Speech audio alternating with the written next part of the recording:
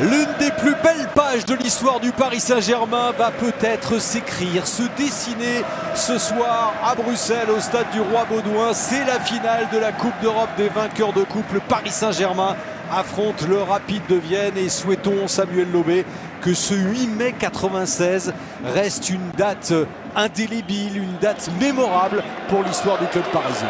Oui, tout à fait, vous avez raison, cette équipe du Paris Saint-Germain qui est quand même favorite sur ce match. Il reste sur 3 demi-finales de Ligue des Champions, donc ils espèrent remporter ce titre, ce qui sera marqué d'une pierre blanche pour le foot français. Ouais, mais on voit que les visages parisiens sont assez fermés parce que, on rappelle le contexte, le PSG qui a vu le titre de champion de France s'envoler, le PSG qui sportivement dans le championnat de France s'est effondré ces dernières semaines. Donc on part un petit peu dans l'inconnu, on reviendra sur le contexte justement qui pèse dans les rangs parisiens et on va découvrir les choix des deux entraîneurs et de Luis Fernandez. On va dire que c'est l'équipe type de toute façon du Paris Saint-Germain. Vous la voyez, cette équipe qui va se présenter aujourd'hui avec des cadres qui sont bien là, pas d'absents notables avec Loco et Djorkaeff devant. Oui, tout à fait, il a mis ce qu'il estimait être le meilleur 11 possible. Voilà, c'est une grande équipe du Paris Saint-Germain, pratiquement que des internationaux. Alors on va voir comment ça va s'articuler, mais en tout cas c'est une équipe qui a le statut de favori sur ce match. Une équipe qui s'est un petit peu renouvelée évidemment depuis l'été dernier. On reviendra aussi sur le parcours du Paris Saint-Germain, sur le parcours du Rapid de Vienne, le finaliste donc, les Autrichiens avec finalement des deux joueurs notamment de renom. Ivanov qui s'est révélé à la dernière Coupe du Monde. Oui, voilà, effectivement, le Bulgare Ivanov et puis devant Janker, c'est les joueurs que l'on connaît, les joueurs identifiables, mais c'est une équipe qui mise plutôt sur un collectif, une force collective, mais qui n'a pas de grandes individualités, on va dire. Et souhaitons justement que le Paris Saint-Germain retrouve de l'éclat au bon moment dans cette soirée historique pour l'histoire du Paris Saint-Germain.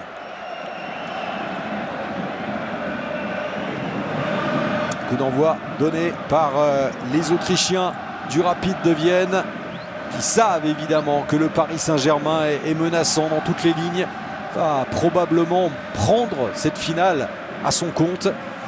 Mais on va voir, c'est une finale, tout est possible au Paris Saint-Germain de retrouver son niveau, de miser sur les exploits de son capitaine Bernard Lama. S'il est menacé en face, il faudra trouver la faille pour battre Michael Kölzel. Et premier ballon déjà dans la profondeur. On va observer le positionnement avec Laurent Fournier et son numéro 9 sur le côté droit. Ouais, on va voir comment ce Paris Saint-Germain va s'articuler. Défense à 3, défense à 5, on va voir un peu, défense à 4. Il misait bien évidemment sur Rai, le maître à jouer de cette équipe du Paris Saint-Germain. On a la réponse. Regardez, axe droit, c'est Alain Roche. C'est Le Guen qui est au centre de cette défense à 3 et axe gauche, c'est Bruno Ngoti. Les deux pistons, c'est Colter et Fournier à gauche et à droite. Et voilà Alain Roche qui récupère ce ballon. L'ouverture d'Alain Roche. On essaye tout de suite de jouer sur les deux attaquants, Djorkaeff et Loco, pour essayer de faire douter d'entrer cette équipe autrichienne. En tout cas pour l'instant elle est présente, cette équipe autrichienne du Rapid de Vienne, sur tous les duels. On a vu Rai plutôt houspillé et ici c'est Patrice Loco qui a pu quand même donner à Daniel Bravo le relais avec Rai. Et avant de poser son jeu, il faut d'abord s'imposer physiquement à son adversaire direct. On a vu un Colter victime d'une faute et qu'il en a fait une derrière, et l'arbitre on a l'impression qu'il laisse jouer. Donc il va falloir physiquement être prêt pour après faire la différence techniquement du côté des Parisiens. Oui, répondre effectivement à l'impact physique des Autrichiens qui pour l'instant sont en train de gagner la bataille du milieu. Et ce bon ballon dans la profondeur pour Stoger, la frappe de Stoger nettement au-dessus quand même de la cage de Bernard Lama. Mais la première occasion de cette finale de la Coupe des Coupes, elle est pour le Rapid de Vienne. Peter Stoger qui est arrivé d'Innsbruck l'été dernier et qui a la particularité d'avoir joué dans le club rival du Rapid, c'est-à-dire l'Austria de Vienne. À part Ivanov et Janker, il n'y a pas non plus de très très grands noms, alors que Bruno Ngoti qui prend sa chance de loin. Cette frappe qui est simplement la réponse au premier tir du match du Rapid de Vienne. Pourquoi pas Bruno Ngoti? Ouais, mais ce qui est intéressant, c'est qu'on s'attend toujours dans une défense à 3 ou à 5, que ce soit les joueurs extérieurs qui amènent le surnombre. Et là, voilà, l'effet de surprise, c'est que c'est Ngoti qui est dans cette défense à 3, les 3 stoppeurs, qui montre et qui n'est pas suivi, qui n'est pas pris au niveau du marquage. Donc il peut s'avancer tranquillement et après déclencher une frappe. C'est intéressant à suivre. Quel Konsel, le gardien du Rapide de Vienne, l'international autrichien qui est probablement l'un des meilleurs atouts de cette équipe du Rapide, qui a été élu joueur de l'année, meilleur gardien d'Autriche. Et puis cet homme, Ivanov. C'est le patron de cette défense du Rapide de Vienne. Il y a encore un pied qui traîne, mais voilà, c'est bien de voir les Parisiens quand même répondre à ce duel physique, à ce combat qui s'annonce pendant 90 minutes, on l'espère. On observe clairement à chaque fois, au départ, c'est Paul Le Guen, et avec un Alain Roche qui essaye de monter pour être là à la vraie rampe de lancement des offensives parisiennes. Colter, Rail, à nouveau le traitement de faveur réservé aux Brésiliens qui se tord de douleur. Ouais, c'est un match très haché où il y a énormément de fautes, il faut vite lâcher le ballon, sinon on est agressé. Il reste à terre pour l'instant, le Brésilien, avec cette grosse faute de Schottel. C'est un drôle de ciseau dont il est victime. Allez, ça va aller pour Rail qui s'est relevé mais qui boite et qui ne frappera pas donc ce coup franc. Il faut qu'ils s'en remettent. On voit souvent un Djorkaeff et Rail en décrochage qui sont un peu autour de Patrice Loco. Qui fait une formidable saison, Youri Djorkaeff. Le petit décalage de Djorkaeff, ce sera finalement pour Daniel Bravo. Crochet de Bravo et non, ça n'ira pas jusqu'à Patrice Loco. Intervention de Konsel. Un petit peu compliqué ce qu'ils ont cherché, on va dire, les Parisiens. Même Rail qui est revenu près de son banc pour se faire soigner. C'est pas remis pour l'instant du coup qu'il a reçu tout à l'heure. Ce serait une grosse perte pour cette équipe du Paris Saint-Germain. Devait être remplacé aussitôt dans la partie. Et pour l'instant le PSG est à 10 en attendant le retour sur la pelouse de Rail. Bonne talonnade, non pas si bonne que ça finalement, c'est renvoyé par la défense autrichienne. Ouais, mais c'était intéressant parce que Djorkaeff et Loco, ils étaient tous les deux dans le même mouvement, ils vont pas pouvoir rester longtemps comme ça. Il a l'air serein, Luis Fernandez, même s'ils sont en infériorité numérique, mais ils vont pas pouvoir le rester longtemps. Il va falloir prendre une décision. On joue depuis 10 minutes, pas énormément d'occasions pour l'instant. Pas de situation, pas d'occasion. Je ne sais pas si les deux équipes s'observent. Ouais, je pensais que Paris allait avoir la main mise. Samuel, et on le voit, il est quand même pas au mieux. On le voit boitiller toujours, il est revenu sur la pelouse. Mais c'est un Rail qui se teste pour l'instant pour savoir s'il est en mesure de poursuivre cette finale. Il va falloir qu'il prenne lui une décision rapidement ou que le staff prenne une décision pour lui. Avec peut-être Ngoti, puis cette passe de Paul Le Guen n'est pas précise. Pour l'instant, on pêche un peu dans la précision des transmissions. Il a fait un geste au staff. Ouais, mais regardez, Julio Deli-Valdez qui se prépare. C'est un fait marquant évidemment dans cette finale. Un peu plus de 10 minutes de jeu et a priori, Rail ne peut pas continuer. Blessé tout à l'heure dans un contact avec Schottel. Ah, c'est un crève-cœur de voir évidemment Rail abandonner ses partenaires, contraint et forcé. Et cet homme, Deli-Valdez, qui est en pleine crise de confiance en ce moment, même s'il a illuminé la saison du championnat, il n'entre pas lui non plus dans des bonnes conditions. Mais alors quelle tristesse de voir Rail sortir, remplacé prématurément au bout de 12 minutes seulement. Ouais, c'est compliqué, un joueur qui a pris une telle importance dans le système de jeu parisien. Là, après, on espère sur ce match que Deli-Valdez retrouve son confiance et efficacité.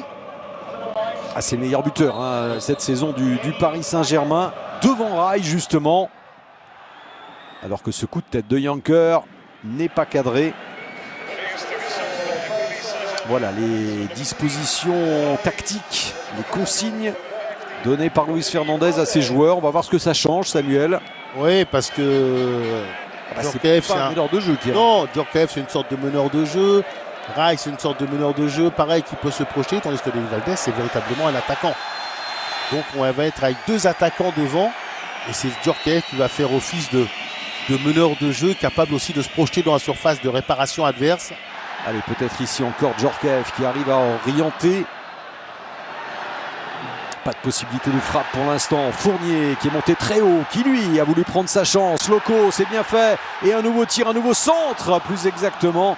Cette petite balle piquée de Djorkaeff. Ouais. À l'image de cette action, on a l'impression que ce sera plus à la bagarre qu'à la maîtrise. Hein, s'ils veulent remporter ce match, mais ils ont ce mérite. Hein. Ils se battent sur chaque ballon, voilà, à l'image de Fournier. Je me demande ce qu'il faisait là dans l'axe, mais s'il amène le surnombre, c'est intéressant. Qui s'est battu pour arracher ce ballon. Après, au niveau de la finition, ça n'a pas été très clair du côté de Djorkaeff, entre ballon piqué vers le but, pour un coéquipier. Mais ça va venir au fur et à mesure du match. Et le coup franc pour les Autrichiens, avec l'hésitation de Bernard Lama. Ouais, comme j'ai vu, comme c'est ravisé. Heureusement que ça a été repoussé par la défense. Et remarquable Vincent Guérin qui ne s'est pas paniqué. L'ouverture, elle est belle, mais position de hors-jeu de Loco. Ah, mais là, c'est comme ça que ça devait être joué. Sur une attaque rapide, toujours la qualité d'appel hein, de Loco. Il demande du calme, Luis Fernandez. Ça passera au bout d'un moment. On va voir. Hein. Il est légèrement en avance, on va dire. Encore un accrochage sur Guérin et un coup franc pour le Paris Saint-Germain. Ouais, mais il va falloir que l'arbitre, malgré tout, il sévisse parce que ces petites fautes à répétition que font les Autrichiens, ça ne permet pas aux Parisiens de développer leur jeu. Ngotti. Bruno Ngotti avec la déviation de Deni Valdés. Djorkaeff. Oh, quelle était belle cette reprise. La meilleure occasion de cette première demi-heure de la part de Youri Djorkaeff. Alerté par Deni Valdés. Frappe détournée par le gardien autrichien. Ouais, mais qu'est-ce que c'est bien joué de la part de Djorkaeff hein, qui nous montre là sa technique et son adresse devant le but parce que voilà, il est obligé de pivoter. Il prend l'information où il est placé le but. Et surtout la connexion avec son partenaire parce que c'est Deni Valdés, hein, très à l'aise dans le jeu aérien, qui lui dévie ce ballon. On pensait que le PSG allait commencer à prendre définitivement l'ascendant. C'est pas le cas, hein. Ils sont toujours là, les Autrichiens. Oui, mais ils sont dans ce qu'ils s'attendaient à jouer comme match, on va dire, dans leur stratégie. Ah, le dégagement de Lama était magnifique.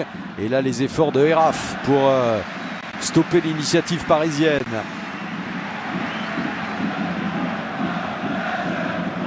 Voilà les supporters du Rapide de Vienne qui savent effectivement que le PSG est favori, mais pour l'instant le Rapide de Vienne offre une belle opposition. Encore une faute parce que cette première demi-heure est marquée aussi par plein de petites fautes. La plus sérieuse sur Rai, c'est Gouji, ouais, qui est toujours là aux côtés de Djorkaeff. Alors Djorkaeff qui prend ce ballon. On approche de la fin de cette première demi-heure. Djorkaeff et Bruno Ngotti. Est-ce qu'ils vont chercher ce second poteau? Il y a eu un petit échange entre les deux hommes. Djorkaeff qui a glissé une petite phrase à Bruno Ngotti. Et alors qu'on se plaint de la distance de Marasek, Bruno Ngotti, la frappe de loin et c'est dedans.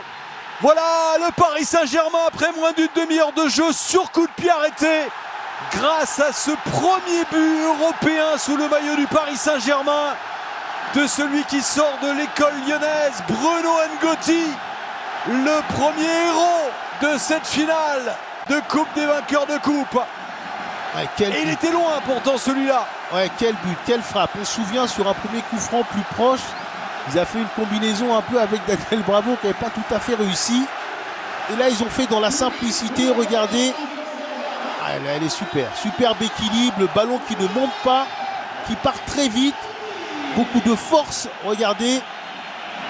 Ah ouais, il ne monte pas, c'est injouable, imparable, le gardien ne peut pas aller chercher Ce ballon, il doit être à 30 mètres. Regardez, Patrice Loco qui s'efface. À détourner. Elle est détournée en plus. Détourné par Schottel. Regardez. Schottel qui dévie ce ballon.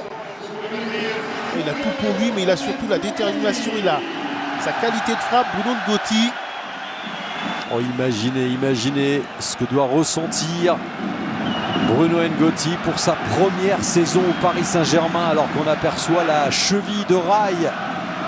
Grand absent finalement de cette finale, sorti au bout de 12 minutes, mais au bout d'une demi-heure, c'est la délivrance pour le Paris Saint-Germain. Grâce à ce jeune héros, Bruno Ngotti. Ouais, sur ce match un petit peu haché, où il y avait beaucoup de fautes, où on a l'impression qu'ils avaient la maîtrise, mais qu'ils la perdaient très vite. Le PSG, ça a forcé peut-être cette équipe du Rapide de Vienne à prendre plus de risques offensifs. Et ça va peut-être faciliter la tâche du PSG.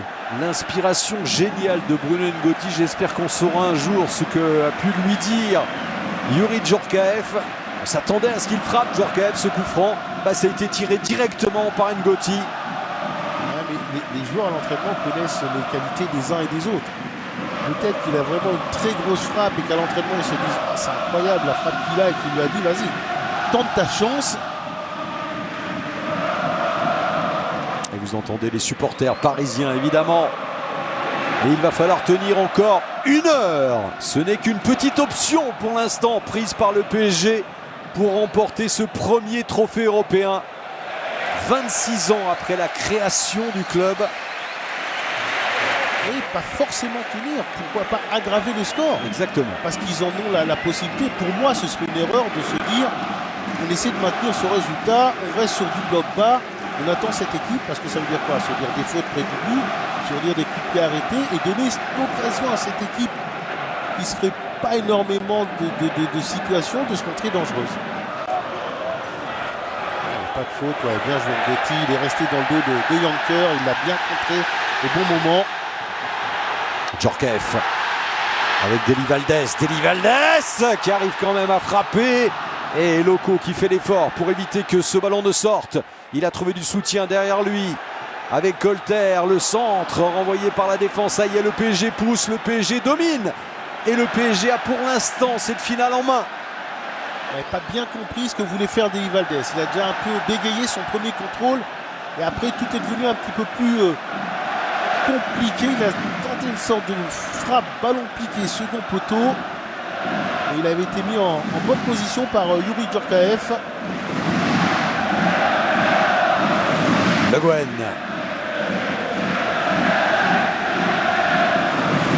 Bien de voir les Autrichiens complètement acculés dans leur moitié de terrain.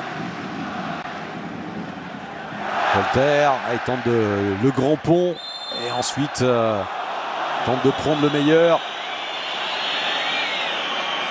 Il fait beaucoup d'efforts, beaucoup d'allers-retours. Colter. Et là c'est Fournier. Ah oui, revoilà Fournier. Les Parisiens, ça y est, se trouvent plus facilement. Sont en train de faire douter totalement leurs adversaires.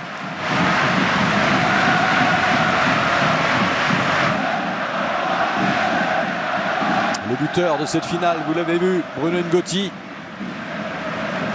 Alors que ce coup franc a été plutôt bien tiré. Le centre là-bas, qui peut se détendre sans aucun problème. Ou l'explication qu'entre Carsten Janker et Bruno Ngotti, c'est chaud et carton pour Janker. Parce qu'on n'a pas vu pour l'instant. Alors à sa décharge, il n'est pas non plus très bien servi. Et là, c'est les ballons aériens sur lesquels il ne peut pas se mettre en valeur, mais aller au combat. Et il a commis la faute, une faute aussi de frustration. On va voir un peu au départ de l'action. Il dépêche son gardien. Ah oui, un beau duel de grand gabarit. Ouais, les deux, ça se tricote un peu. Janker amène au sol Ngotti. Carsten Janker qui est arrivé l'été dernier, qui accomplit une merveilleuse saison, 16 buts en 36 matchs cette saison. Alors que Loco accélère. Y a-t-il une faute? Non, estime l'arbitre. Et un ballon qui a été dégagé par Trifon Ivanov. Dégagé difficilement. J'aurais eu l'impression pourtant qu'il y avait une faute au départ d'action sur Loco. Il a continué à jouer et qu'après il n'a jamais réussi à retrouver son équilibre.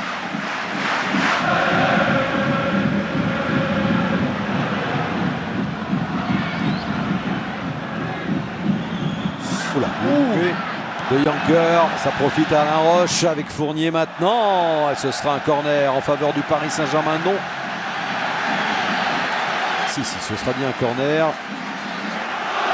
Avec cette maladresse de Karsten Yanker qui n'est pas la fête ce soir. Et ça, c'est plutôt une bonne nouvelle et une bonne chose pour le Paris Saint-Germain. Toujours soutenu par ses 15 000 supporters venus assister à une soirée historique.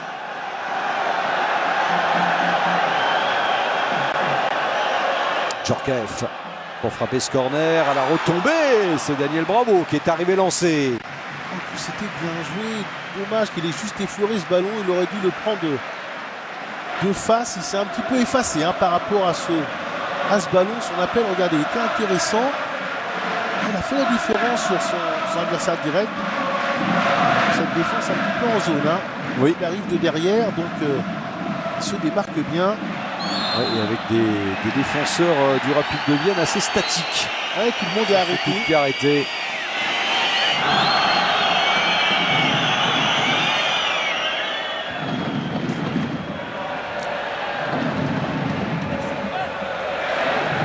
Ouais, Guérin, ça passe. Avec Djorkaeff maintenant, ça passe également. Quelle ouverture pour Loco. Patrice Loco qui l'a joué collective et non pas personnel, car il pouvait déjà ajuster Consel, mais il a voulu réaliser une offrande pour Deli Valdés. Ouais, mais c'était ce que le jeu demandait en fait. Mais ce que le jeu demandait, c'était plutôt à chercher en retrait. On va dire Daniel Bravo qui avait accompagné cette action et se servir d'appel Deli Valdés, mais encore une fois, la passe pour Loco, c'est Djorkaeff qui la donne. Ah oui. Dans le bon tempo, au bon moment. Youri Djorkaeff qui illumine pour l'instant cette finale. Yanker qui est clairement pris en grippe maintenant par les supporters du Paris Saint-Germain. Patrice Loco qui court un peu dans le vide, mais qui se bat sur tous les ballons. Les Parisiens, alors peut-être ce dont vous parliez, que ce stage, ce huis clos a un peu servi à resserrer les liens. Ouais, une renaissance au bon moment pour le Paris Saint-Germain qui était vraiment dans le dur, dans le doute. Et qui là est vraiment à la hauteur de cet événement. Avec, regardez cette intervention de Bravo, la relance elle est bonne sur Guérin, il se trouve Fournier, même s'il a une nouvelle récupération avec Stoger et Bernard Lama. Bien sûr, même si cette frappe n'était de toute façon pas cadrée. Il a besoin de donner de la voix aussi, le capitaine du PSG. Il veut rameuter un peu ses troupes sur leur jeu défensif. Et je crois que c'est surtout ce ballon perdu par Fournier qui aurait dû dégager, qui a essayé de conduire ce ballon. Ouais, et pour l'instant, Luis Fernandez mâche sereinement son chewing-gum, lui qui a annoncé qu'il quitterait le Paris Saint-Germain dans quelques jours à l'issue de cette finale. Lui qui avait été un petit peu vexé de ne pas avoir obtenu une prolongation qui a longtemps tardé. Et c'est depuis fin février qu'il a annoncé clairement son départ en fin de saison. S'il part avec un trophée, le premier trophée dans l'histoire du club, ce sera évidemment une mission accomplie pour Luis Fernandez. Ce sera une vraie réussite.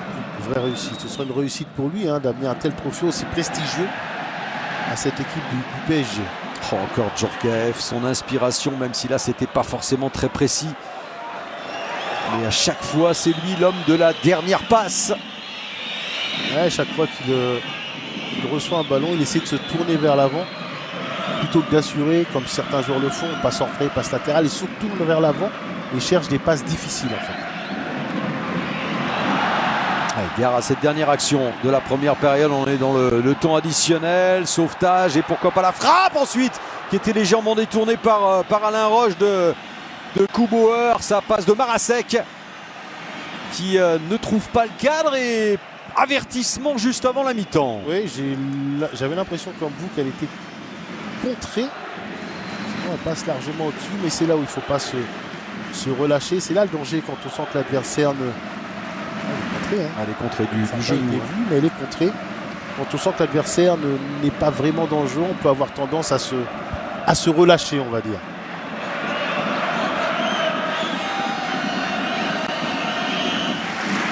Pas sûr quand même qu'il soit si détendu que ça à la suite de ce coup franc rapidement joué. La parole à la défense qui encore écarte le danger. C'est bien pour l'instant, match costaud des défenseurs du Paris Saint-Germain. Bravo. Bravo. Ah oui, super. Pied droit, pied gauche pour servir Loco. Patrice Loco, l'extérieur du pied cette fois pour Djorkaeff. Et la sortie de Konzel. Le coup était rondement mené. Ouais, mais toujours la qualité d'appel de Loco qui a fait attention à se replacer pour ne pas être en position de rejouer après le jeu. C'est ça, de chercher Djorkaeff dans l'axe. Et c'est la mi-temps avec le Paris Saint-Germain qui vient en tête à la pause 1-0 grâce au but de Bruno N'Goti. Une première période maîtrisée par le Paris Saint-Germain. Un premier changement du côté du Rapide de Vienne à l'entame de cette seconde période. C'est Zoran Barišić qui fait son entrée. Pour l'instant, les supporters du Paris Saint-Germain font la fête. Des petits ballons aux couleurs du club. Et puis un Bernard Lama qui pour l'instant n'a pas été trop sollicité. Le PSG est en train d'écrire la plus belle page de son histoire européenne. C'est Stumpf qui a cédé sa place à Barišić. On reste toujours dans la même organisation, on va dire, à deux attaquants, un attaquant autour de Jancker. Il n'y a pas de changement non plus du côté des Parisiens. Il faut qu'ils gardent ce même état d'esprit et qu'ils essaient d'aller chercher un second but plutôt qu'essayer de garder cet avantage en refusant le jeu. La récupération des Autrichiens mais pas pour longtemps avec à nouveau Colter puis Djorkaeff. Djorkaeff, oui, qui a de l'espace, qui prend sa chance de loin, contré par un défenseur. Ouais, des vraies différences, on le voit, le joueur plus sur ses prises de balles, de suite, regardez, il s'oriente vers l'avant. Et ça se poursuit avec encore un joli petit numéro de Djorkaeff, mais qui n'arrive pas à trouver preneur, ni Loco, ni Deli Valdez dans la surface de réparation. Guérin. Il faut qu'ils aient des séquences longues avec le ballon, les Parisiens, pour épuiser un peu cette équipe du Rapide de Vienne, ne pas se précipiter, mais toujours avoir l'ambition d'aller faire mal quand on est dans la moitié de terrain adverse. Et la défense du Paris Saint-Germain qui joue, ça aussi c'est évidemment la clé pour conserver ce résultat et ne pas concéder d'occasion. Le Gouen, N'Goti. Ouais, c'est bien, ils éliminent très facilement, regardez la première ligne défensive du Rapide de Vienne. Dommage qu'ils n'aient pas continué à jouer vers l'avant. Et aucun pressing de la part des Autrichiens. Un petit peu avec Carsten Jancker, mais c'est léger. Ouais, ils continuent à se montrer prudents, à avoir un bloc assez bas.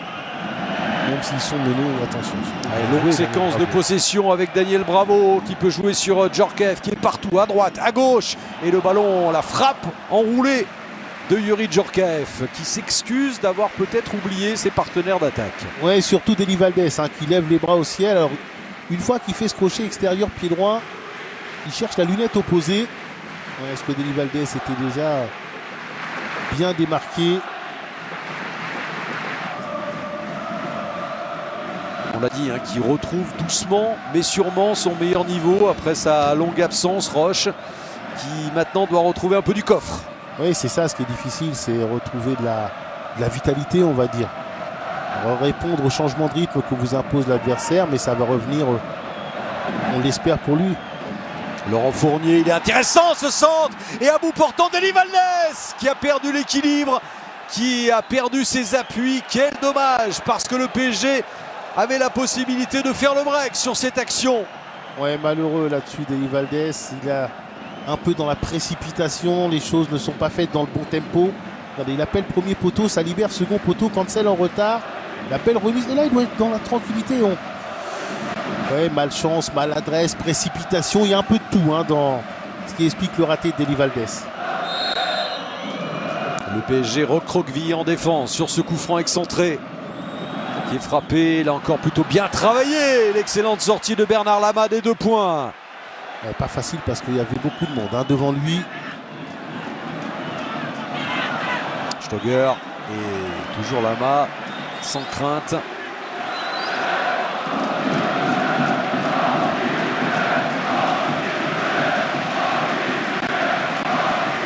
Ce sera un long dégagement. Et non, finalement, on se ravise. Bernard Lama. Tout en feinte. Voilà, finalement qui allonge son dégagement pour chercher Djorkaeff. devancé dans le jeu aérien. Deli Valdés a tenté de remiser sur Djorkaeff. Encore Valdés qui s'arrache avec Bravo maintenant. Ballon gagné. Djorkaeff, il est passé. Djorkaeff, c'est le poteau qui sauve Cancel. C'est l'homme du PSG au niveau offensif.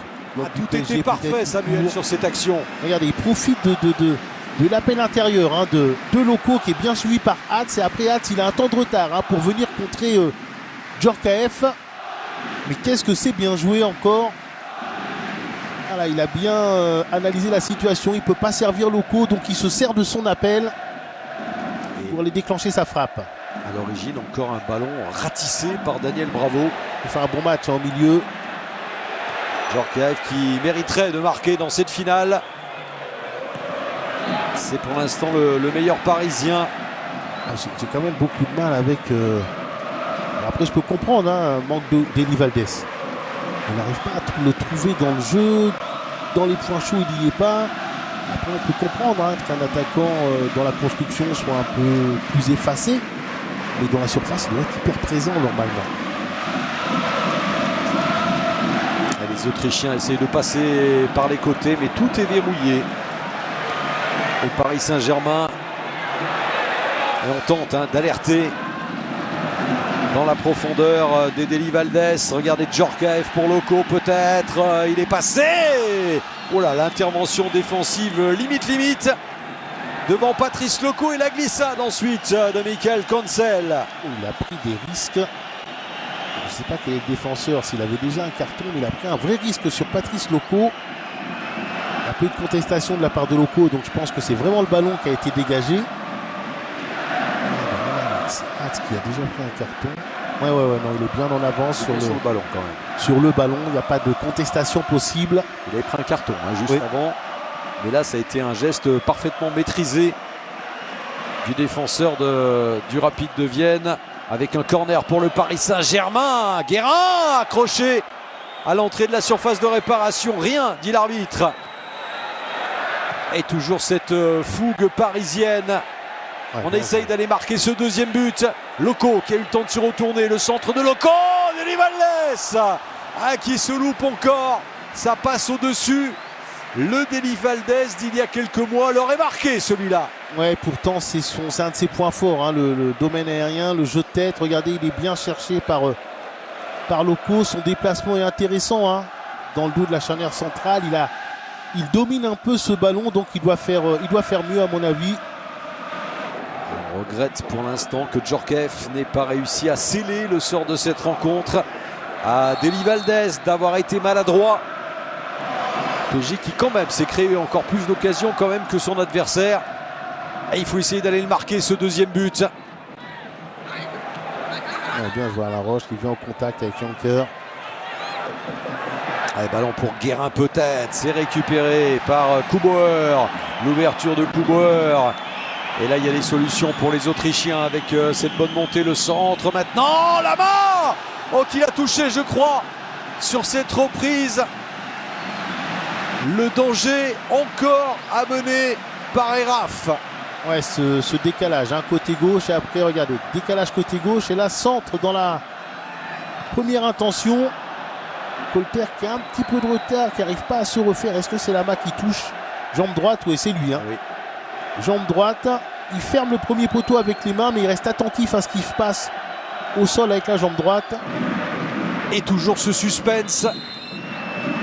Avec ce tout petit but d'avance seulement pour le Paris Saint-Germain. Ce coup franc frappé. Lama, tout heureux de voir ensuite ce lob de Eraf qui passe nettement au-dessus, enfin de peu au-dessus. Ouais, il a dégagé ce ballon malheureusement Lama dans l'axe. Regardez, au lieu de le mettre vers l'extérieur ou le mettre très loin. Là, il le dégage, il rate un petit peu et là il lui manque du toucher. À Eraf parce qu'il doit faire mieux à mon avis. Il va falloir tenir plus d'un quart d'heure pour espérer aller au bout et gagner. Loko, frappe de Loko, il n'a pas énormément tenté dans cette finale, Patrice Loko. Là c'était l'occasion idéale mais il ne trouve pas le cadre. C'était pourtant joué de ses adversaires. Ouais, là c'est intéressant parce que les deux attaquants se déplacent bien l'un par rapport à l'autre. C'est Deli Valdés qui va au combat et qui attire un peu Ivanov. Regardez, comme ça libère Loko dans le 1 contre 1. Ouais, là c'est un angle compliqué, difficile à trouver, le second poteau. Et comme vous dites, il y a quand même un écart. Il y a 2-3 wagons d'écart entre ces deux équipes. Justement, ne pas lâcher dans les 5 dernières minutes. C'était le titre d'une vieille série policière. On y est dans les 5 dernières minutes. Avec à l'énergie, l'un des remplaçants, Francis Liasser. Il n'y a plus qu'à bien centrer. Ce que n'a pas réussi Francis Liasser pour trouver Deli Valdés. Est-ce qu'il a mal centré? Est-ce que l'appel de Valdés n'était pas très clair pour lui permettre de lui donner ce ballon? Ils sont quand même mis face à leur limite, on va dire, hein, cette équipe du Rapide de Vienne. Ils n'y vont plus, ils laissent des espaces. Regardez, pas de hors-jeu pour l'instant. Guérin, balle de but pour Guérin, qui a cherché à y aller tout seul et à finir tout seul, alors que Loko Deli Valdés était démarqué.